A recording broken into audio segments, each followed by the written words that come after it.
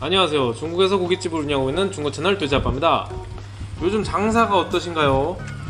괜찮다고 말씀하시는 분들을 보신 적이 있으신가요? 그렇다면 장사가 잘 안 되는 이유가 무엇일까요? 정말 코로나 때문일까요? 아니면 코로나로 인해서 장사가 안 된다고 생각을 하시는 걸까요?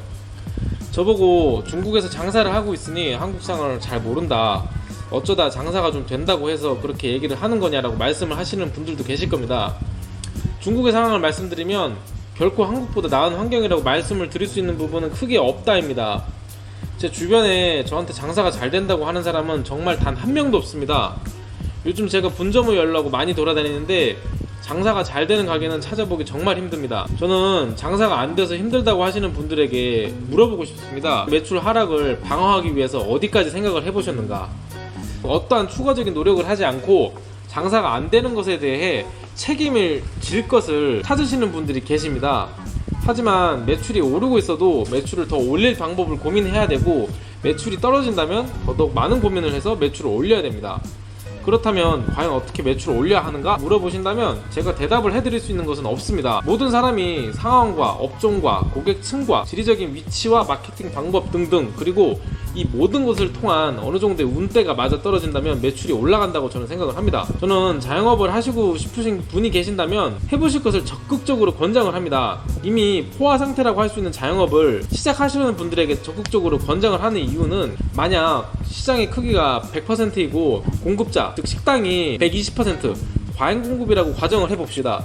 만약 내가 식당을 차리게 되면 그 공급이 120에서 111로 늘어난다고 볼 수 있을지도 모르겠지만, 그렇다고 내 경쟁자가 120%라는 것은 아닙니다. 이게 무슨 말이냐, 자영업자의 상당수가 그 어떠한 마케팅 전략, 고객과의 소통, 그리고 맛을 데이터베이스를 통한 업그레이드 등 아무것도 하지 않고 장사가 안 됨을 경기 탓, 시장 탓, 날씨 탓, 계절 탓, 불황 탓 등을 하면서 안 되는 사람들을 보면서 위안을 삼고, 잘 되는 사람들을 보면서 저 사람이 운이 좋아서 선점을 해서 능력이 있어서 자금이 빵빵해서 등등의 합리화를 합니다.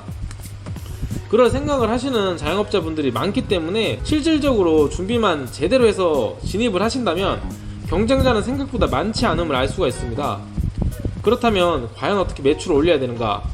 어떻게 하면 오시는 손님들로 하여금 가치를 느낄 수 있을까에 대한 심도 있게 한번 고민을 해보시길 바랍니다. 아무리 생각을 해도 아무 생각이 들지 않을 경우에는 관련 서적을 사서 읽어보시거나, 책이 읽기 싫으시면 전문가나 장사가 잘 되는 곳에 찾아가서 노하우를 사서라도 배워보십시오. 장사가 안 되는 가게 가보면은 정말 수정을 해야 될 곳이 수두룩하게 많습니다. 장사가 잘 되는 곳 가서 왜 장사가 잘 되는지 찾아보셔도 도움이 많이 됩니다. 근데 대박집인데 아무리 뜯어봐도 왜 장사가 잘 되는지 도통 모르겠다고 생각이 드시는 분이 계신다면, 손님들이 느끼는 가치를 본인이 느끼지 못하기 때문에 자신이 장사를 할 때 접목을 시키지 못한다고 생각을 할 수 있지 않을까요? 정말 열기만 하면 사람들이 몰려와서 칭찬을 하면서 음식을 즐기는 시대는 일찌감치 지났습니다. 지금 요식업을 제외하고더라도 대부분의 업종이 레드오션입니다.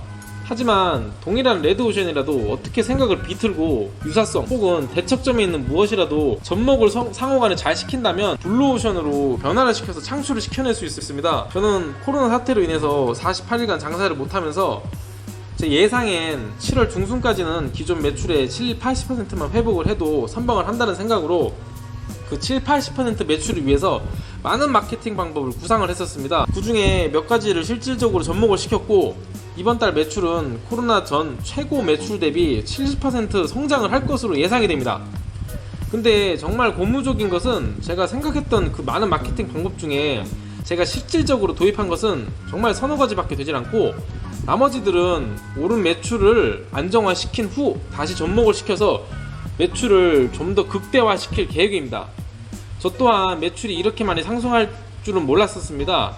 하지만 저는 매출 하락을 대비해서 매출 증대를 위한 많은 고민을 했었습니다. 자, 여기서 다시 한번 여쭤보겠습니다.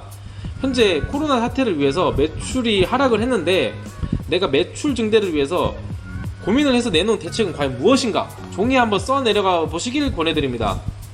분명한 것은 모두 동일한 상황이지만, 누구는 월세, 생활비에 폐업 걱정을 하고 있는 반면에 누구는 전화위복이 되어서 매출 증대를 겪고 있습니다. 선택은 오롯이 자신의 몫입니다. 자영업을 하고 계신다면 장사가 잘 되는 부류 쪽에 속하는 것이 좋지 않을까요?